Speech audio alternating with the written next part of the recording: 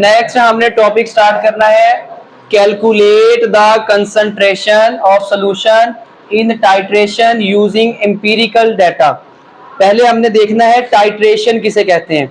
Titration जो है ये लेबोरेटरी में एक केमिकल रिएक्शंस किया जाता है दो सॉल्यूशंस को आपस में मिक्स करके। फॉर एग्जांपल अगर कोई सॉल्यूशन जो है वो एसिडिक है, उसमें बेसिक चीजों को इतना इस हद तक ऐड किया जाता है कि वो एसिडिक सॉल्यूशन क्या हो जाए, न्यूट्रल हो जाए। क्योंकि एसिडिक चीजों को न्यूट्रल करने के लिए उसमें किन चीजों को ऐड किया जाता है, बेसिक चीजों को। तो टाइट्रेशन का मतलब होता है, फॉर एग्जांपल अगर हमारे पास एक फ्लास्क है, उसके अंदर ये एसिडिक मटेरियल है, फिर उसके बाद उसके अंदर जो है वो सोल्यूशन जो है वो टाइट्रेट किया जाता है, थोड़ा थोड़ा करके डाला जाता है। फॉर एग्जांपल यहाँ इसके अंदर एक सोल्यूशन है, उसके अंदर जो लिक्विड होगा उसको ड्रॉप बाय ड्रॉप इसके अंदर डाला जाएगा। इस तब तक ये सोल्यूशन इस सोल्यूशन के अंदर डाला जाएगा जब तक ये सोल्यूशन जो है वो एसिडिक से न्यूट्रल नहीं हो जाता या फिर बेसिक से न्यूट्रल नहीं हो जाता। इस टेक्निक को हम कहते हैं कि ये टाइट्रेशन है। अब इस टेक्निक में हम क्या कर सकते हैं, we know the concentration of solution by titrating it with the solution of non concentration till and point.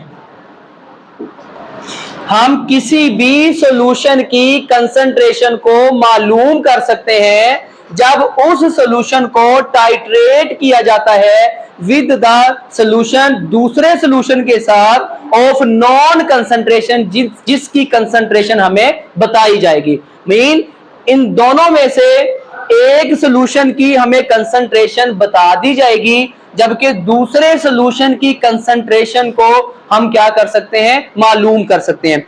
इसके लिए हमें किन किन चीजों की जरूरत पड़ती है। सबसे पहले आपको उन दोनों सॉल्यूशंस के दरमियान बैलेंस्ड केमिकल इक्वेशन जो है वो ड्रा करनी पड़ती है।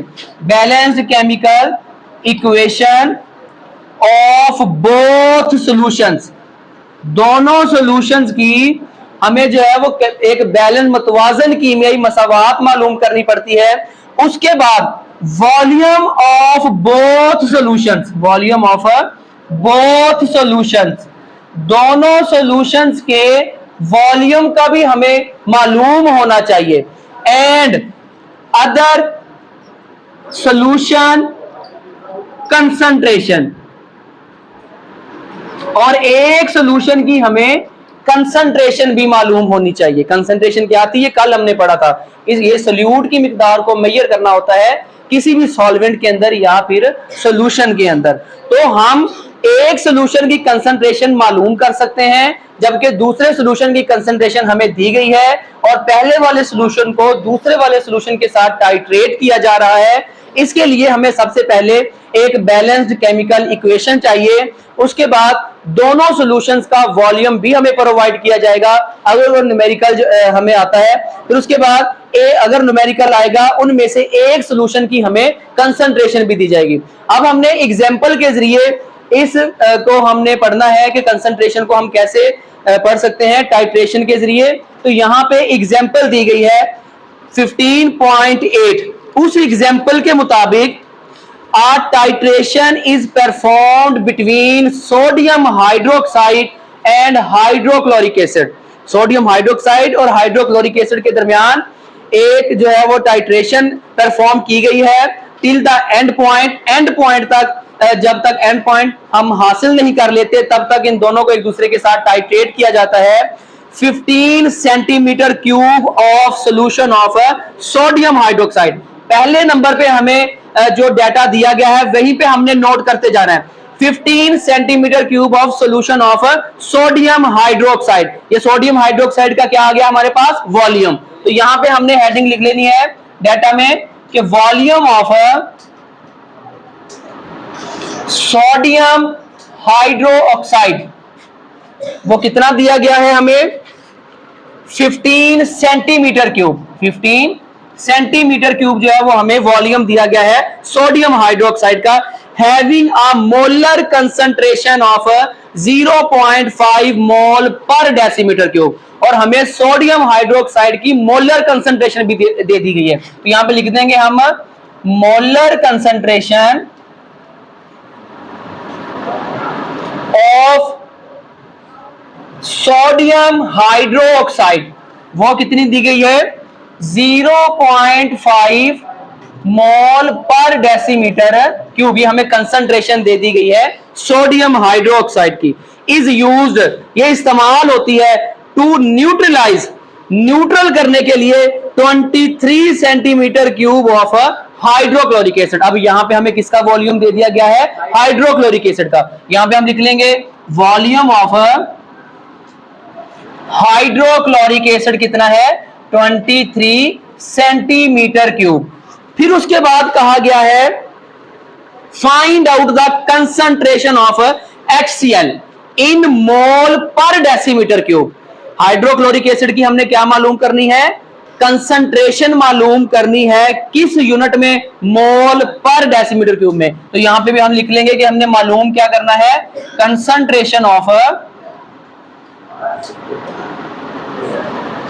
हाइड्रोक्लोरिक एसिड किस यूनिट में, इन मोल पर डेसीमीटर क्यूब में, ये हमने क्या करनी है, मालूम करनी है। तो अभी हमने यहां पे पढ़ा था कि सबसे पहले हमने क्या लिखना है, दोनों सॉल्यूशन के दरमियान एक बैलेंस्ड केमिकल इक्वेशन लिखनी है। तो पहले स्टेप में हमारे पास एक बैलेंस्ड केमिकल इक्वेशन आ जानी चाहिए, जैसा कि सोडियम हाइड्रोक्साइड और हाइड्रोक्लोरिक एसिड के दरमियान जब ये रिएक्शन होता है, तो ये आपने 9th में भी रिएक्शन पढ़ा था, ये एक न्यूट्रलाइजेशन रिएक्शन है जिसमें बेस एसिड के साथ रिएक्ट करके क्या बनाती है, साल्ट एंड वाटर। तो यहाँ पे क्या होगा, यहाँ पे Na निकला सोडियम, यहाँ पे Cl निकला, दोनों ने मिलकर क्या बना दिया, NaCl साल्ट बना दिया। फिर यहां से OH और यहां से H दोनों ने मिलकर क्या बना दिया, वाटर बना दिया, H2O वाटर बना दिया। ठीक है, फिर उसके बाद अब हमें इस न्यूमेरिकल के अंदर ये बताया गया है कि हमने आंसर किस में निकालना है, मोल पर डेसीमीटर क्यूब में। तो यहाँ पे जितने भी सेंटीमीटर क्यूब वाले यूनिट हैं उसको हमने कन्वर्ट करना है पहले नंबर पे किसमें, डेसीमीटर क्यूब में। तो देखो सोडियम हाइड्रोक्साइड का वॉल्यूम किसमें है, सेंटीमीटर क्यूब में।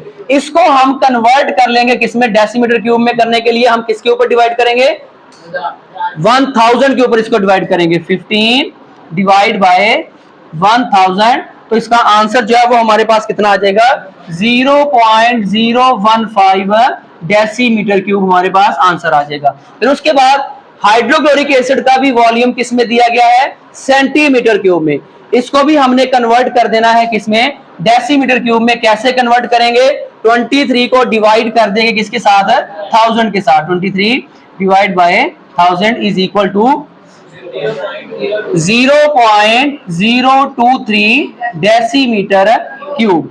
अब उसके बाद हमने क्या मालूम करना था, कंसंट्रेशन ऑफ हाइड्रोक्लोरिक एसिड। तो कंसंट्रेशन का अगर आपको फॉर्मूला याद हो, कंसंट्रेशन मालूम करने का जो फॉर्मूला था वो था mole of solute divide by volume of the solution. Solution के वॉल्यूम के ऊपर हम डिवाइड कर देंगे। ये कल हमने फॉर्मूला पढ़ा था कंसंट्रेशन मालूम करने का।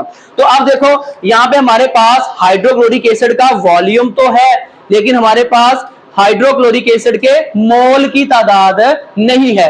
तो पहले हमें हाइड्रोक्लोरिक एसिड के मोल की तादाद मालूम करने के लिए हमें सोडियम हाइड्रोक्साइड के मोल की तादाद जो है वो मालूम करनी पड़ेगी।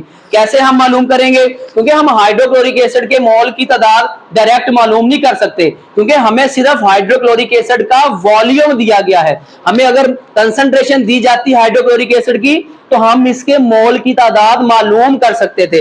लेकिन यहां पे हमें जो सोडियम हाइड्रोक्साइड है उसकी दो चीजें दी गई है। कौन कौन सी, एक कंसंट्रेशन दी गई है 0.5 और दूसरा वॉल्यूम दिया गया है। तो हम पहले नंबर पे सोडियम हाइड्रोक्साइड के मोल की तादाद मालूम कर लेते हैं। तो फॉर्मूला यही रहेगा, मोल की तादाद अगर हम करेंगे तो वन यहां पे लगाएं तो क्रॉस मल्टीप्लीकेशन करें, मोल इधर आ जाएगा, कंसंट्रेशन मल्टीप्लाई कर जाएगी किसके साथ, वॉल्यूम के साथ। तो यहां पे लिख देंगे mole of sodium hydroxide is equal to concentration multiply over Q. ये देखो कंसंट्रेशन इसके साथ क्या करेगी, मल्टीप्लाई वॉल्यूम के साथ, concentration multiply volume of a solution.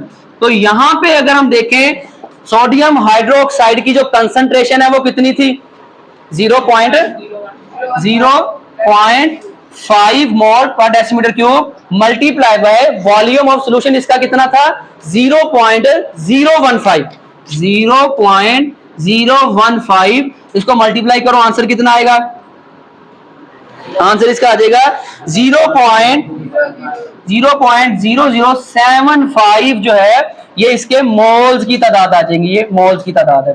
तो अब यहां पे हमें बैलेंस्ड केमिकल इक्वेशन की जरूरत पड़ेगी। देखो सोडियम हाइड्रोक्साइड के कितने मोल हैं, 1 मोल, और हाइड्रोक्लोरिक एसिड के भी कितने मोल हैं, 1 मोल।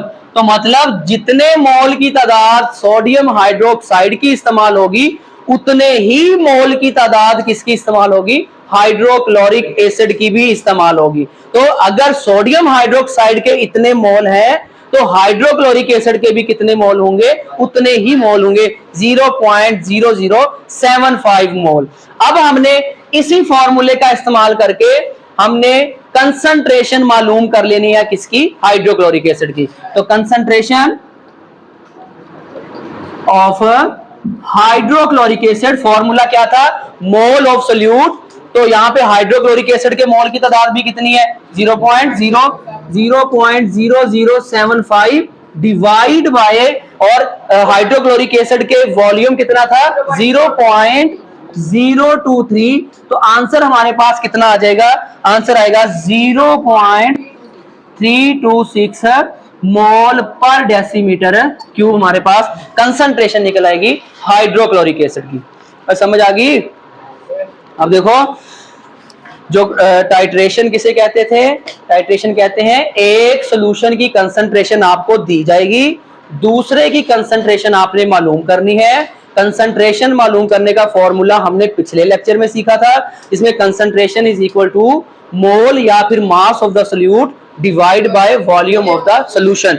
इसी तरह हमें एक न्यूमेरिकल दिया गया था जिसमें एक सॉल्यूशन की हमें कंसंट्रेशन दे दी गई थी, किसकी, सोडियम हाइड्रोक्साइड की, मालूम किसकी करनी थी, हाइड्रोक्लोरिक एसिड की। किसमें करनी थी, मोल पर डेसीमीटर क्यूब में। तो इन दोनों का जो वॉल्यूम दिया गया था वो सेंटीमीटर क्यूब में था, उसको हमने कन्वर्ट कर लिया डेसीमीटर क्यूब में 1000 के ऊपर डिवाइड करके। फिर हमने क्या किया, हमें बैलेंस्ड केमिकल इक्वेशन की भी जरूरत पड़नी थी, क्योंकि हम सिर्फ सोडियम हाइड्रोक्साइड के मोल की तादाद मालूम कर सकते थे, हाइड्रोक्लोरिक एसिड के मोल की तादाद मालूम नहीं कर सकते थे, क्योंकि हमें हाइड्रोक्लोरिक एसिड के मोल की तादाद चाहिए थी हाइड्रोक्लोरिक एसिड की कंसंट्रेशन मालूम करने के लिए।